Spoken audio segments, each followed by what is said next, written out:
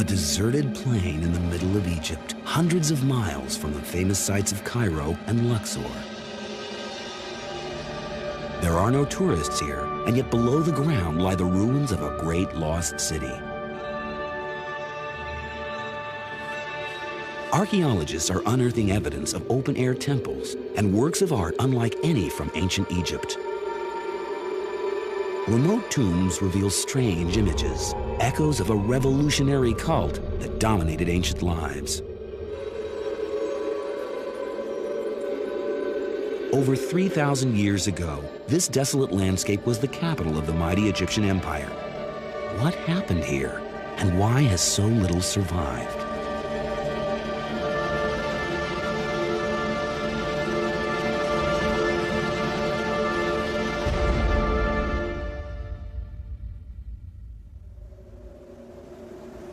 This is the story of one of the most traumatic episodes in the whole of ancient Egyptian history.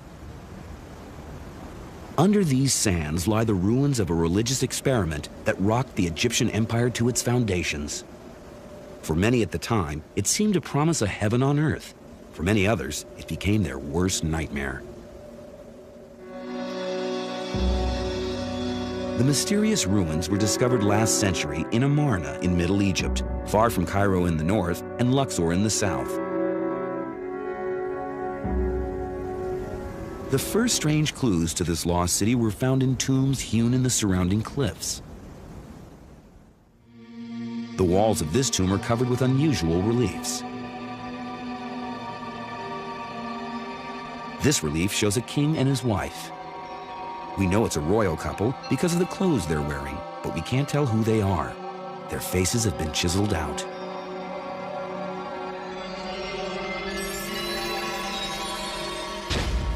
Even their names were hacked away. But a clue to their identity lay in the sagging belly of the pharaoh and in the image of the sun bathing the royal couple in sunlight. These had a familiar look.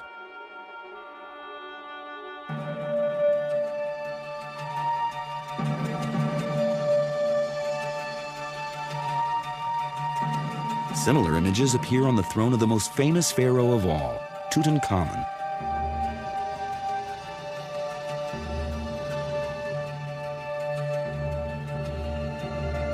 Maybe Tutankhamun and the faceless pharaoh were closely related?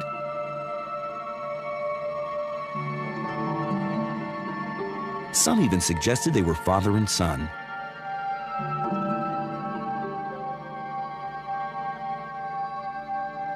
The mystery king and queen were finally identified when undamaged reliefs were found in the Amarna ruins.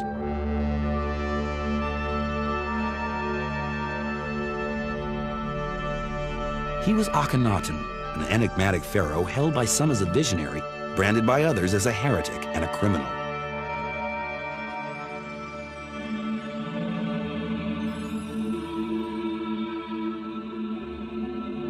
She was Nefertiti, one of the most beautiful women of the ancient world,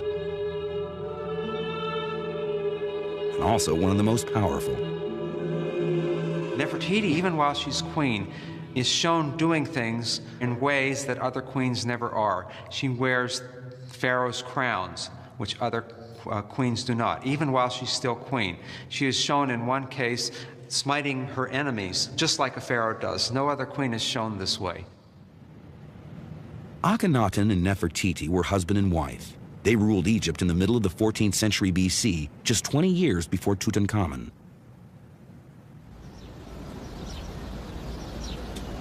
And yet, for all their importance, they might as well never have lived. This is a temple at Abydos, 60 miles north of Luxor. It contains a list of the kings of ancient Egypt published by Seti I. But the list is incomplete. There is no mention of Akhenaten. This is the name of his predecessor, Amenhotep III. Akhenaten's own name should be next, but it's missing. The list jumps straight to the next dynasty. It turns out there was an active campaign to erase Akhenaten's reign from ancient Egyptian history. Whenever it was necessary to refer to this period or to Akhenaten himself, he was only referred to as the heretic. What did Akhenaten do that was so terrible? Akhenaten and Nefertiti first made a name for themselves in Thebes, the capital of Egypt during the 14th century BC.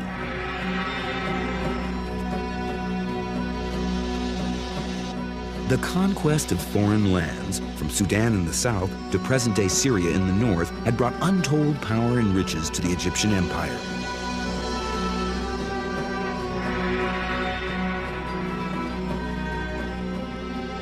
Thebes, modern-day Luxor, was its capital, and Karnak its main temple.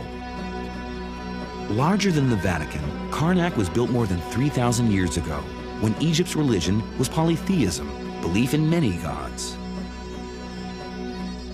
The king, with his priests, prayed to these gods on behalf of his people. In Thebes, the most important god was Amun. Symbolized by his two-feathered crown, he was a god of fertility and creation. Each year, the Amun cult staged a popular procession along the River Nile of floating shrines with statues of the gods. All that came to an abrupt end when Akhenaten became king around 1353 BC. In a startling move, he abandoned Amun in favor of a different god.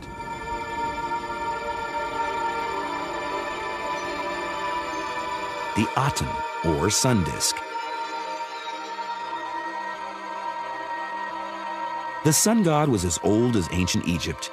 He had been worshipped by the first dynasties 1,000 years earlier, during the time of the pyramids.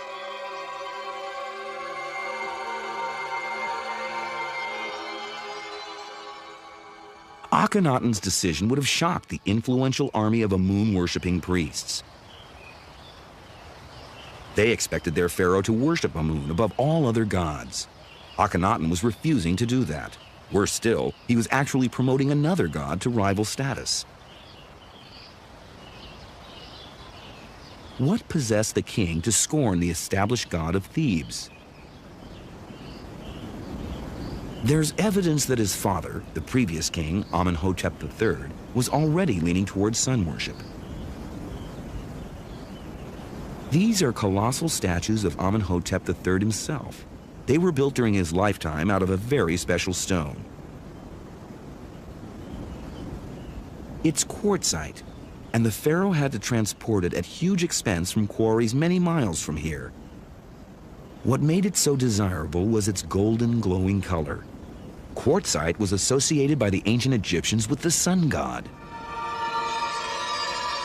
The statues were also positioned to catch the first gleam of light from the rising sun. Such overt homage to the sun god was unusual at the time, but that's as far as this pharaoh dared to go. His son Akhenaten had no such qualms. He believed the sun deserved its own full-blown cult. 5 years into his reign, Akhenaten unleashed another shockwave. Thebes, he announced, was too closely linked to Amun and so unsuitable for the Aten. The sun disk needed its own holy city. The existing capital of the Egyptian empire had to be abandoned.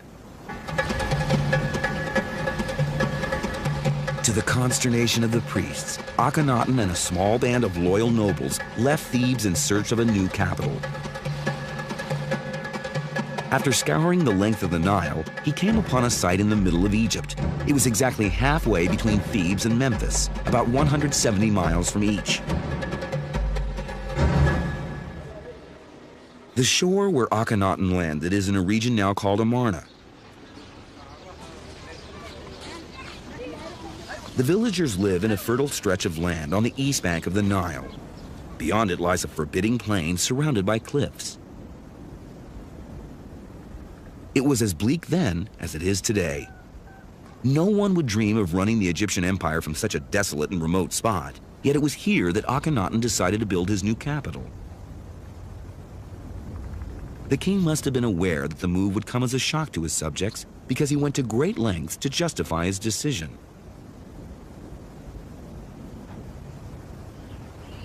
He gave his reasons in writing. They can still be read today, in an unexpected place, atop one of the cliffs overlooking the city.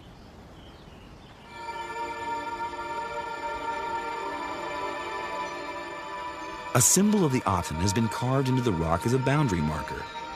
Below it is a text. It says that His Majesty found here the place of origin of the Aten, after arriving mounted on a great chariot of gold and silver.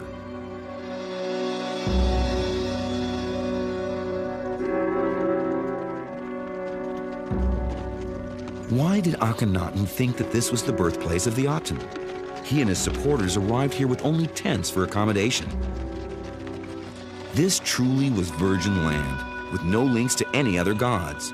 And the king found something even more convincing.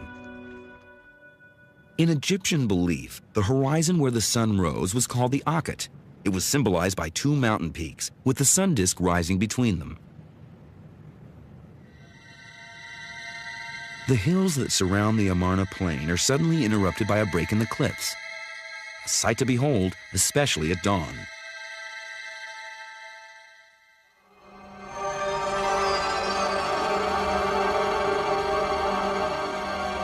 The king must have thought he'd found the sacred birthplace of the sun god.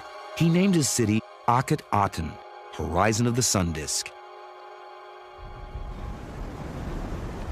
The site has been buried for over 3,000 years, but this century, excavators have unearthed the remains of over 100 buildings. It's now possible to virtually recreate the entire city. Even the interior decoration can be determined from fragments of color on tomb columns.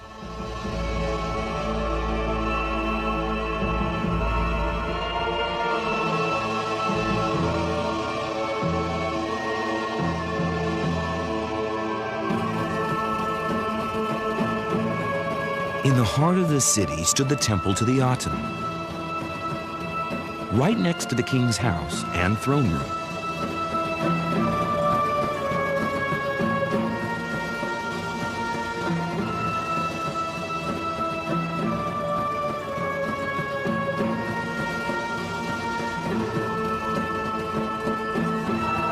The finished interiors were in stark contrast to the barracks-like exteriors, but this was a city built in a hurry. There was still scaffolding around when the royal family moved in. It's rare to find remains of ancient Egyptian dwellings. These ruins can actually offer a glimpse into how a middle-class family lived. This one was the home of a sculptor called Thutmose.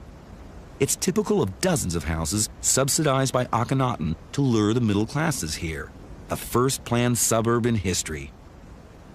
Here was a comfortable lifestyle, at least for the grown-ups.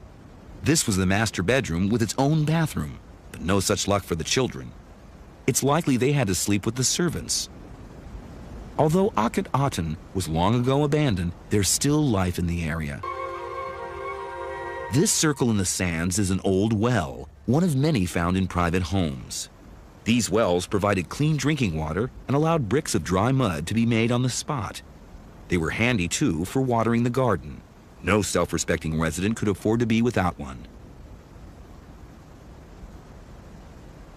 But Akhenaten didn't come to this forsaken place to win a town planning award. He came to build a holy city to the sun god. And he charged his best artist with the job of turning his dream into reality. Thutmose was the king's favorite sculptor. It was in his workshop in this very corner that a German expedition in 1912 made a wonderful find.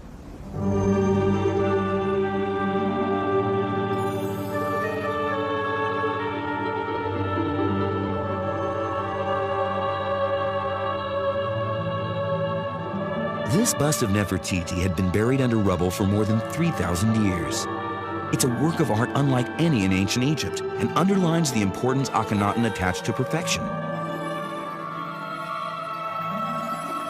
No one knows why one eye is missing. Most experts now think it fell out in antiquity. Maybe it's still out there, waiting to be discovered. Akhenaten's pursuit of perfection was single-minded. Buildings, too, had a role to play. These are the remains of a palace. When it was first excavated, the walls in this room were found covered with fragments of a mural that has now been reconstructed.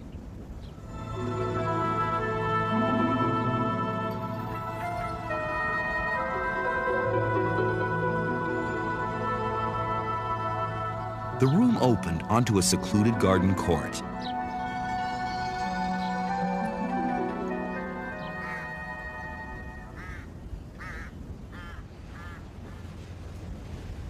The best preserved examples of Akhenaten's devotion to the Aten are to be found inside the nobles' tombs. This one was never finished, but it shows how the stonemasons carved the columns straight out of the rock.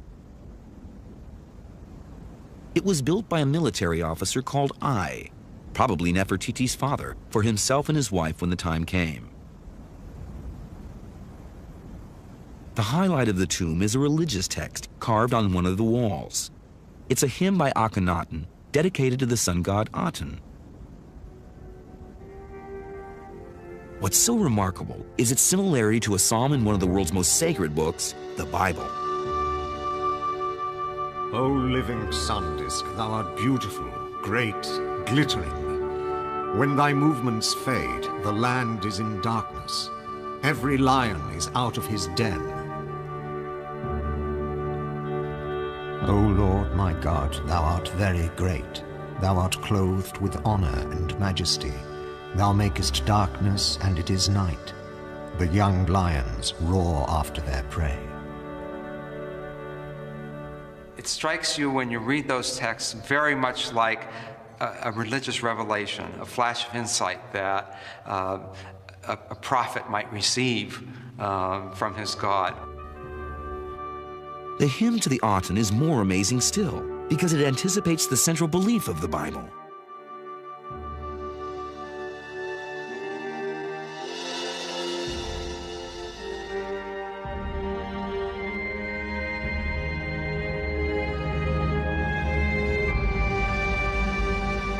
This hymn is the very first recorded expression of monotheism, the belief that there is only one true God.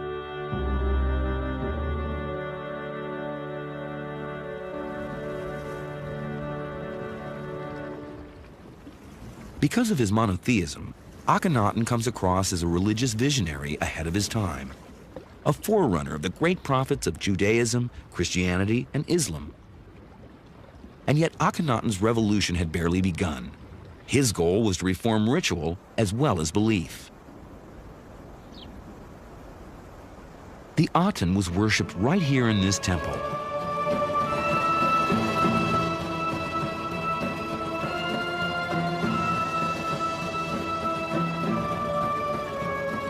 As in other cults, ordinary people were kept out of the temple. Only Akhenaten and his priests could enter the inner sanctuary. But Akhenaten came up with a new idea for including the people in the worship of the Aten. An aerial view of the Amarna region shows that the king had boundary stones installed to define the city limits.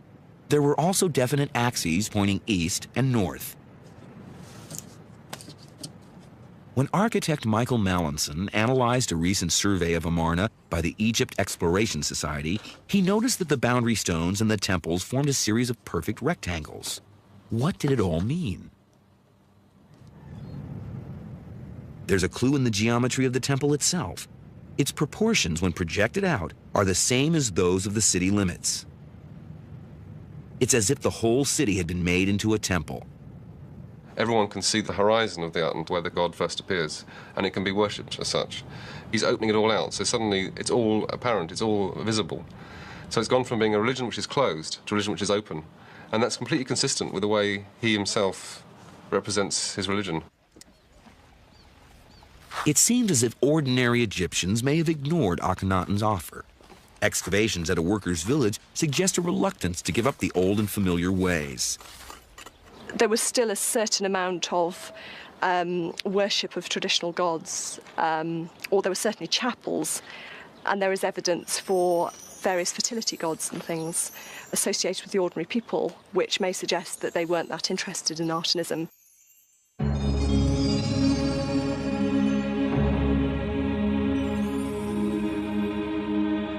Akhenaten soon began to provoke greater controversy by changing the status of the king himself. The ancient Egyptians saw their kings as a vital link between the gods and humankind. It seems that Akhenaten was aspiring to a much more exalted position. This is one of the most frequent reliefs found at Akhenaten. It shows the royal couple at a balcony handing out gifts to members of the nobility.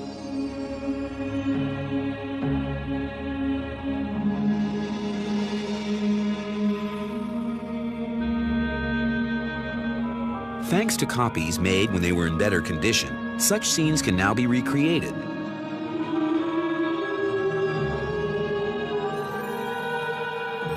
This one is known by Egyptologists as a window of appearance.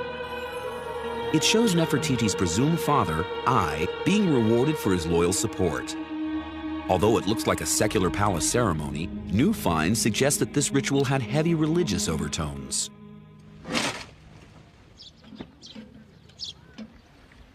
Recently, a team from the Egypt Exploration Society, run in the field by Kate Spence, found some intriguing foundations in an area of the city known as the North Palace.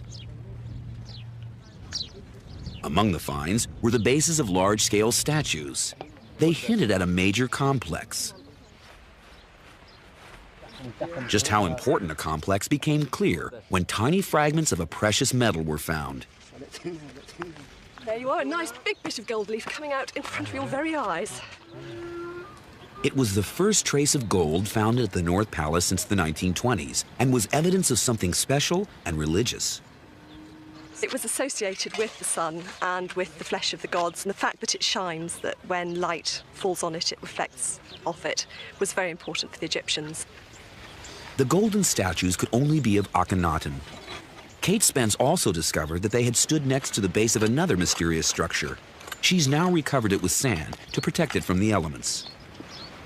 The gypsum foundations are extremely well preserved. We've also been getting a lot of fragments of gold leaf, which show that it was a very, very important architectural structure, probably a big gilded gateway. The whole structure bore the hallmarks of one of the balconies where the nobles received their gifts.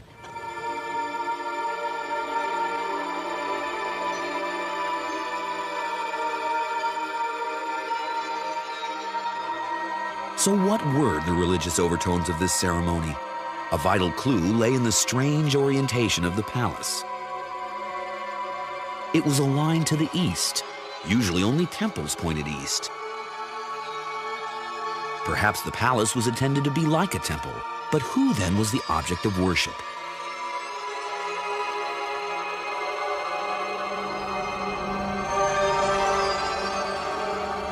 As one enters the building, one is approaching directly towards the king, who is therefore set up in a similar sort of way to a cult image in a temple, and where he appears as a divine or semi-divine figure.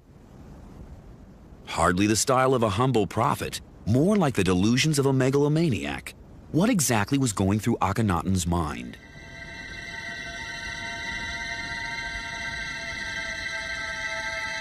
An insight into his thinking can be gleaned from his tomb. Like all pharaohs, Akhenaten built his tomb while he was still alive. The nobles' tombs in the Amarna plain were cut into the surrounding cliffs, but not Akhenaten's. He built his 4 miles further east, deep into a valley that winds its way through the desert. It's always been a mystery why the royal tomb is so remote.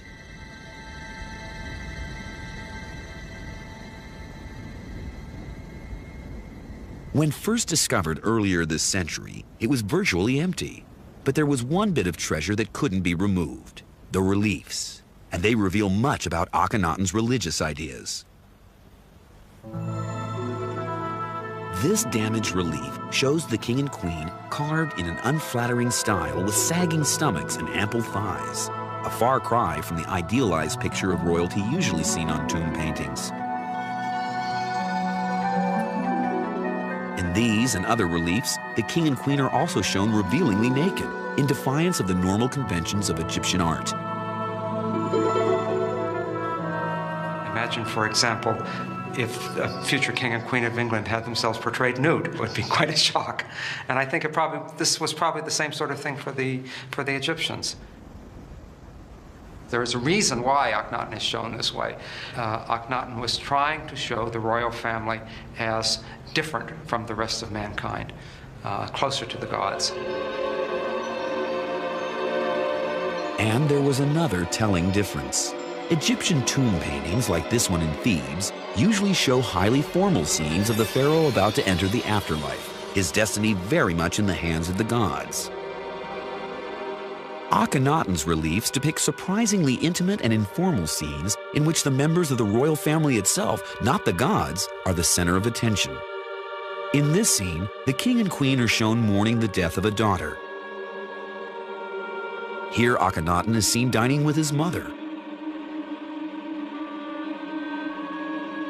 And here, Akhenaten and Nefertiti are seen exchanging affectionate glances. I think the purpose was to convey to the ancient Egyptians that here you have not only the model of human life, but also the source of all love. And so the idea, of course, is that all life flows from Akhenaten and Nefertiti, just as it originally did from the gods. No pharaoh had ever associated himself with the god as closely as Akhenaten, and yet there are signs that he was aiming higher still.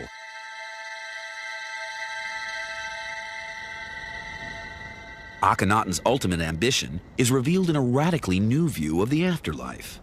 Traditionally, the spirit of the dead was believed to set in the west with the dying sun. It then journeyed into the nether worlds of the night, where it would meet Osiris, the god of resurrection, and receive the power of rebirth.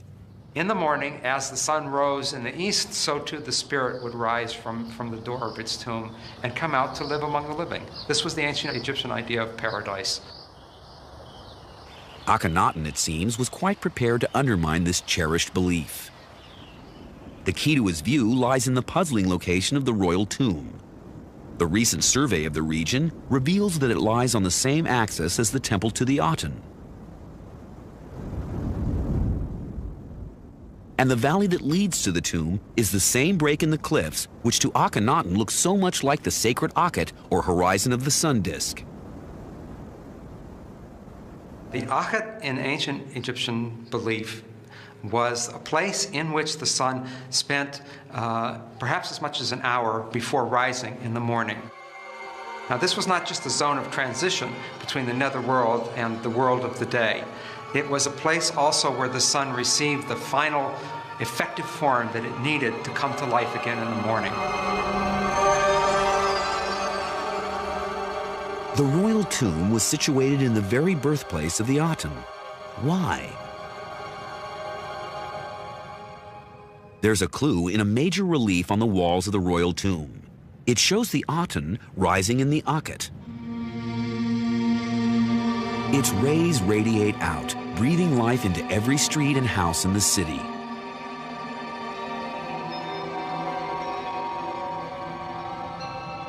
The final piece in the jigsaw comes from the survey of the royal tomb's relation to all the other boundary markers. The tomb's position suddenly makes sense.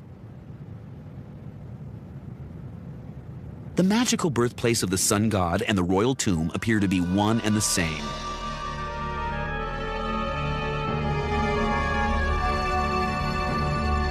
The message was loud and clear. Akhenaten's soul would rise as one with the Aten, bypassing the journey to the underworld to meet Osiris, the god of resurrection. This was heresy and must have frightened Egyptians of the day. The common people, laborers working on this tomb, would have been very worried about what's going to happen to them in the next world. Where now is their guarantee of rebirth if Osiris is in fact non-existent, if there is no Osiris? Later dynasties branded Akhenaten a criminal as well as a heretic. Why? For starters, there are signs his final objective was to wipe out 2,000 years of Egyptian religion. The first casualty was the Opet festival in Thebes, with its pageant of statues of gods paraded from temple to temple along the Nile.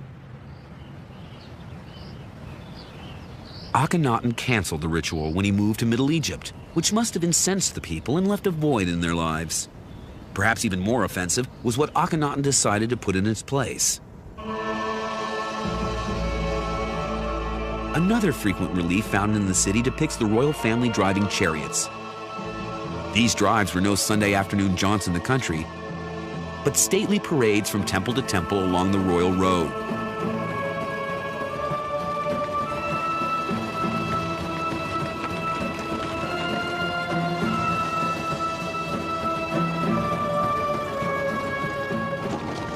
Instead of having processions of divine images, you're having processions of the king himself. That's a fairly meaningful act, to swap the procession of the god for yourself in a chariot. There's no record of what people thought of their king's behavior, at least not officially. But this figurine of a chariot was found in the Amarna ruins, driven not by the king, but by a monkey. It's the only evidence of descent unearthed to date, surprising in light of the massive scale of Akhenaten's reforms.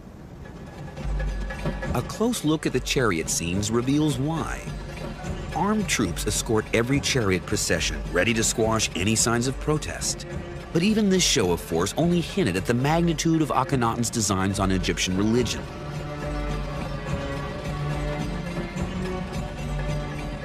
After about 10 years in power, he issued the most brutal edict of his reign, the desecration of all the old gods of Egypt. Akhenaten attacked every shrine in the land. Back in Thebes, the god Amun bore the brunt of this backlash. In a fit of jealousy, without precedent in ancient Egypt, Akhenaten targeted every reference to Amun. It wasn't just the colossal statues that were damaged. Even in small scenes like this one, the god's face was hacked out. Inscriptions on the top of obelisks were full of references to Amun. Although barely visible from the ground, they had to go. A climate of fear now pervaded the land. This amulet was found in the ruins of a house in Amarna. It had Amun written on it. Its owner felt it was perhaps wiser to censor the word. There is, in the history of the world, a number of movements, communism, Nazism. I think they all, in the beginning, infect people with a new way of looking at things and bring people along with them. But it seems to be common human nature that eventually what is a liberating theology becomes restrictive. You can no longer accept alternative ideas. You must only accept one idea. And at this point, fanaticism starts. And what's interesting about Amarna is you can see it's happening in human history for the first time. This was the nightmare which later dynasties branded a heresy and a crime. This was the trauma they wiped from their history.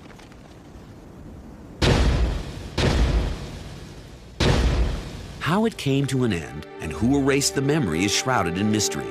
But here and there, one can still hear faint echoes of a violent aftermath.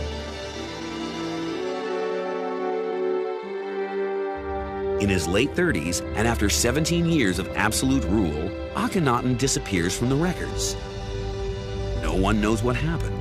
The royal tomb was found empty. Some believe he was a victim of a plague then raging. Others claim he died a natural death. A new theory suggests he may have been the victim of a conspiracy. Kings were murdered in antiquity.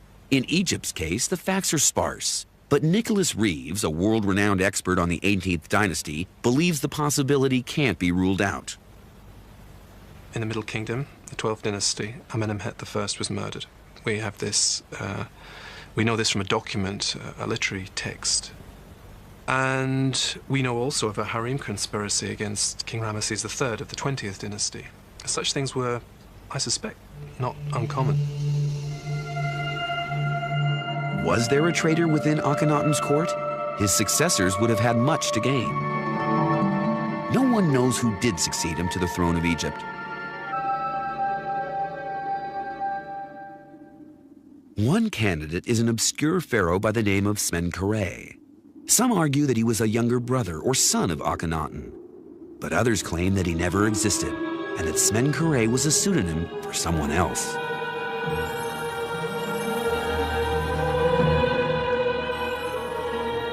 It's only recently that we've begun to realize that, in fact, Nefertiti played quite a powerful political role.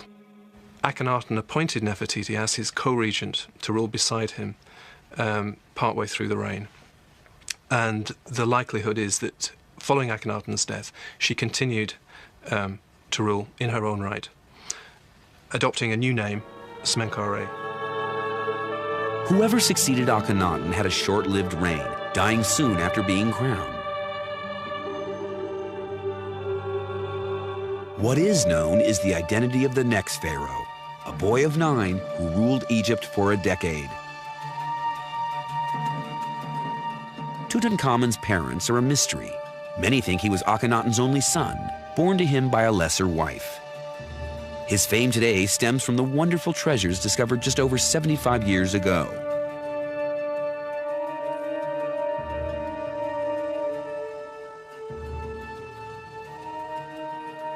It's thought that Tutankhamun died too young to play a major part in history, but the boy king in fact presided over one of the most critical periods in his country's past. As king, he faced an agonizing decision: to champion his father's ideals or to steer Egypt back to normality. Which side of the fence did he come down on? It is known that the old religion returned during Tutankhamun's reign. This is the boy king's throne. It has a cartouche with his original name, Tutankhaten, living image of the sun disk. But the other side of the chair shows that he later changed his name to living image of Amun, Tutankhamun.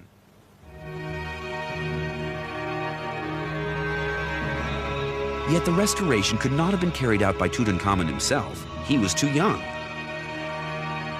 The affairs of state were in the hands of a close relative, the father of Nefertiti, the officer Ai. It was he, a former ally of Akhenaten, who in fact renewed the cult of Amun. Ai was due to hand over power when Tutankhamun came of age. Instead, the boy king met a premature death, and Ai himself acceded to the throne of Egypt.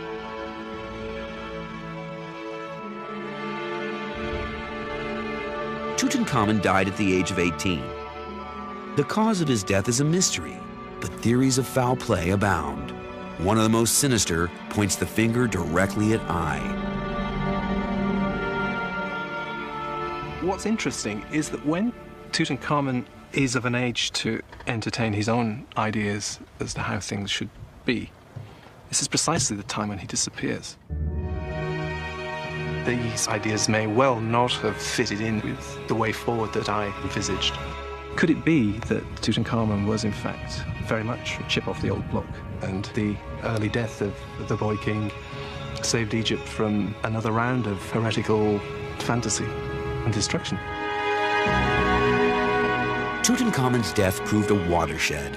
Pharaoh after pharaoh obliterated the memory of Akhenaten and his heresy. The whole city of Akhenaten was dismantled stone block by stone block, leaving only the mud brick inner walls.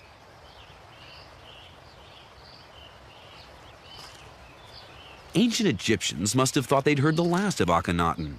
But in 1907, excavators stumbled upon a strange royal tomb, not in Amarna, but in Luxor, in the Valley of the Kings.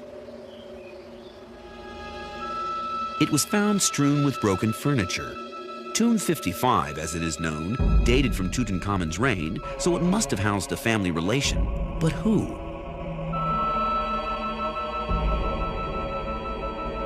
The coffin was moved to the Cairo Museum, but it was impossible to tell who it belonged to. The mask had been torn off. Even the name had been chiseled out. There were no clues to its identity except inside.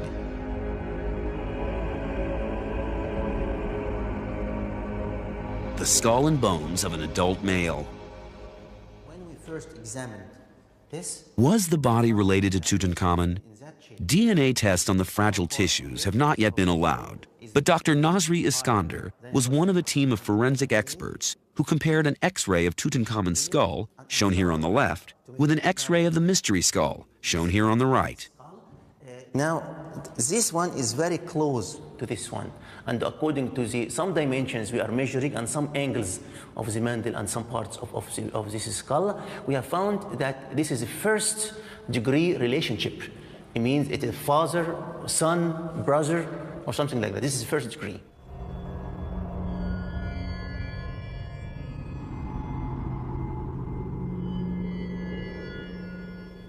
Early experts thought the bones were those of a young man and argued that the body was therefore Smenkhare, the presumed younger brother or son of Akhenaten. Of course, if Smenkhare was in fact Nefertiti, this would be impossible. But a recent reassessment of the age of the teeth has led many to reject the Smenkhare idea. The age of death is now thought to be between 35 and 40. My own view is that the body from Tomb 55, so far as one can judge from the archaeological evidence, is the body of Akhenaten himself. Why Akhenaten's body should later turn up at Thebes is a bit of a mystery. But I think what seems to have happened was that when the Amarna capital was abandoned, Tutankhamun took it upon himself to transfer the bodies back to Thebes. Akhenaten died around 1336 BC. Tomb 55 was found 200 years later during the digging of another tomb. If it was Akhenaten's, perhaps the sight of the heretic caused revulsion and the coffin's desecration. Only then was Akhenaten truly forgotten. But his ideas didn't die.